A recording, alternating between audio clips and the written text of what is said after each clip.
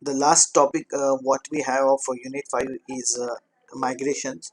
Now there are certain general considerations for any organization that you should keep in mind when considering moving to cloud. So there are three considerations. We'll look step by step in each of them. The first is, which application do you need? Now deciding what you should migrate to the cloud is nothing but you are figuring out what you want on the cloud. What are the things you require on the cloud and what are the things you can manage offshore? This is the first decision you should take while you are planning to migrate to the cloud. Next is, if you are looking to store data on someone else's server, because cloud will not be owned by you, somebody else will be providing you the servers, you are just storing your information over there. So that's the second thing. Okay, if it's your competitor, like Amazon cannot store its data on Microsoft because they are competitors. So that also you should keep in mind. Third is, simplify a matter of deciding which data you want to send and pay for it and what data does not need to be sent. So you should segregate between that, which data you want on the cloud and which you don't want on the cloud. Then if you are using cloud as a SaaS or PaaS, you should look at which applications are most appropriate for maintenance on the cloud. Which are those applications which you want to be accessed across your branches. Those applications will be more useful if you place them on the cloud, right? Then it will differ from organization to organization, but you should know to move your key mission critical task on the cloud. So whatever applications or processes you feel that they are mission critical, that means they are of very much importance to your business, those applications you are going to move to the cloud. Now take an example here, that a company that develops a software for a healthcare provider is going to have different needs than a financial advisor. A financial advisor application will be different, healthcare provider applications will be different. Their needs will be different, their importance will be different. Okay, right. Then the second main point after the first one is sending your existing data to the cloud. First was, which application do you need on the cloud? Second is sending your existing data to the cloud. There are all sorts of data you can send to the cloud. You can store specific files, you can run applications online, whatever. You name it and it is available.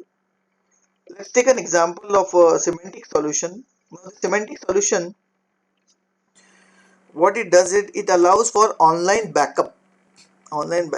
And what backup you are going to take?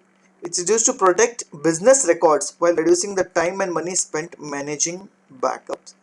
Okay, now you are into one particular business. Of course, you will be having your suppliers, your vendors from whom you are taking something, and your customers to whom you are selling something, right? So buying from somebody, suppliers, and selling to somebody, customers. All these records will be available with you all. By making use of this semantic online backup, all the data whatever you have collected out of your suppliers and customers, you can store it online. Now what is the advantage of doing this? It provides business with backup and recovery. So anytime if you want to recover it, you can recover it into any PC in any location also, because it is available online. Then second, it eliminates the need to purchase and manage hardware and receive increased protection from theft and disaster, right? If there data theft happens nowadays, or your PC might get infected with viruses, so if you want protection on all that things, you can make use of semantic online backup.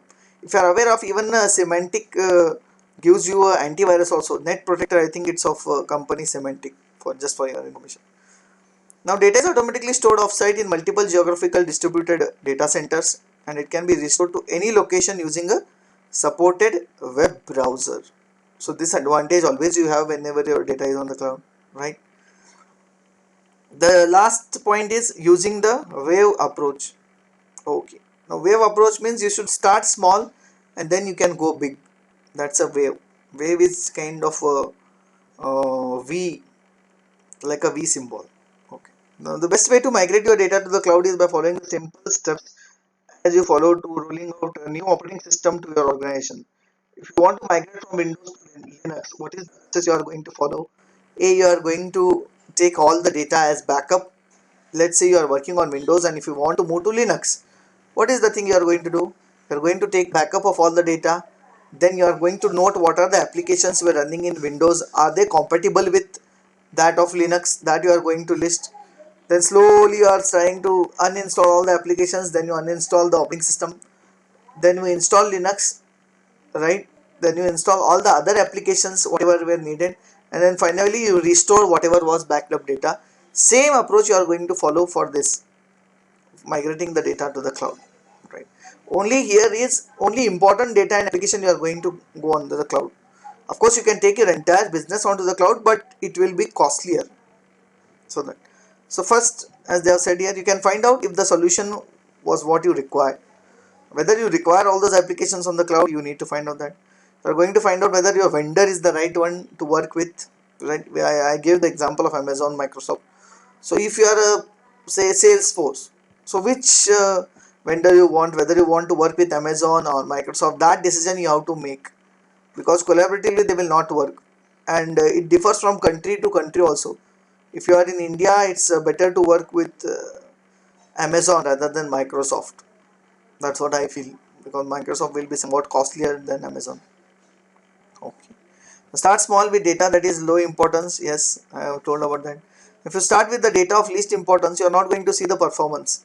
Of course, in the initial days, if you are only going to keep the least important data on the cloud, you will not see the performance of cloud. But in case if something goes wrong, then you can take corrective actions to fix it, right? And if everything goes wrong, if it goes horribly wrong, then also you will not incur much of a loss, because only least important data you have kept on the cloud.